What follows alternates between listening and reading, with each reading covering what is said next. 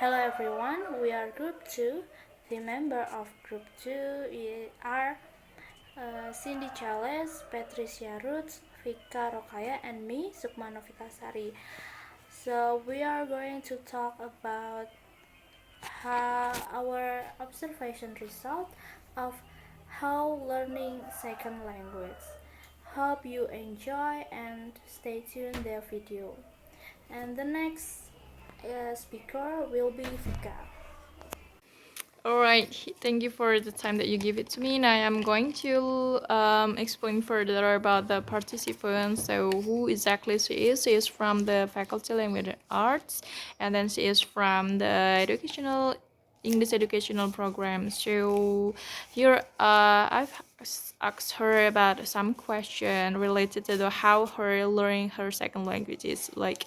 It's more focuses on the her Japanese language because she already knew some of the Japanese language before she entering the college year or in this college, and then Japanese language become her second language after Bahasa Indonesia, but also she learned some languages like English, and then her native language like a Papua language, and then Papuanese language, and then Korean also.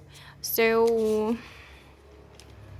what I got from her, she has like a vocabulary in Japanese, and then also she also still hard to respond if someone's speaking using Japanese language. She sometimes cannot replace it or cannot respond it using the same language like Japanese because it is still hard for her, and then sometimes she's still confused about some words.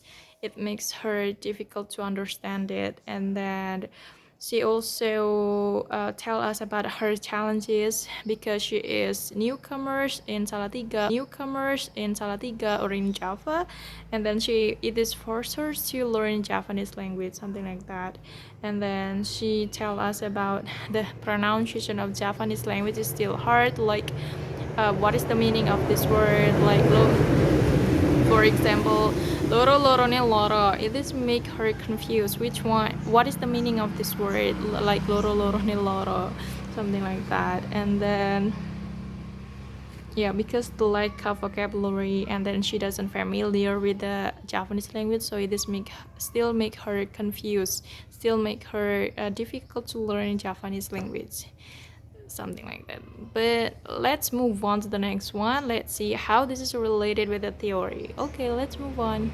In this session, I would like to explain about the participant experiences related to the theories that we got from SLA class. So the participants say that by learning another languages using our first language can be difficult and positive.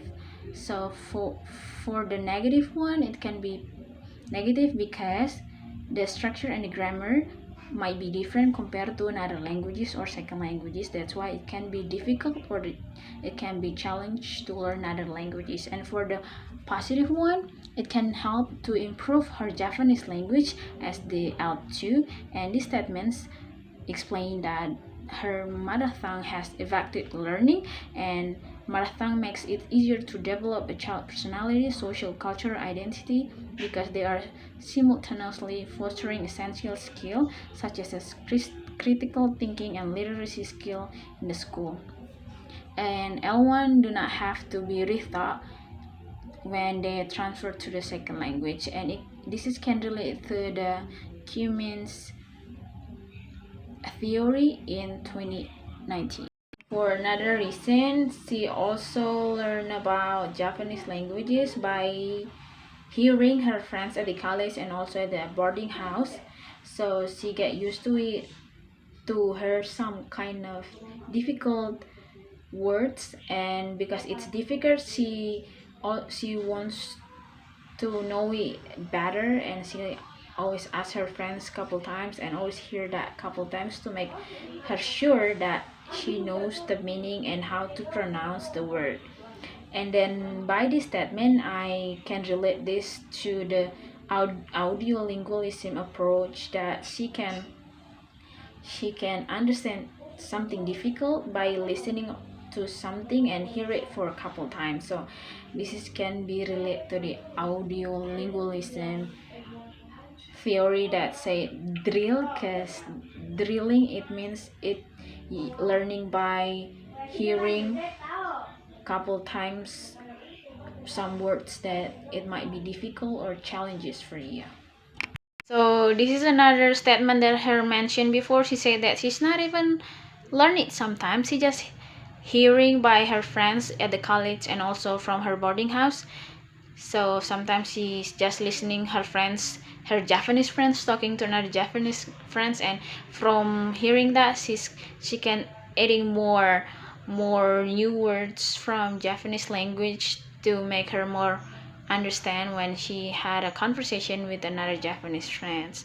And from here I can relate it to the Alice theory from 1985, say that it happened naturally, and the subconscious processes by which a language other than the mother tongue is learned in a naturally or tutor setting. And I also get from Skinner also emphasized that consequences of response.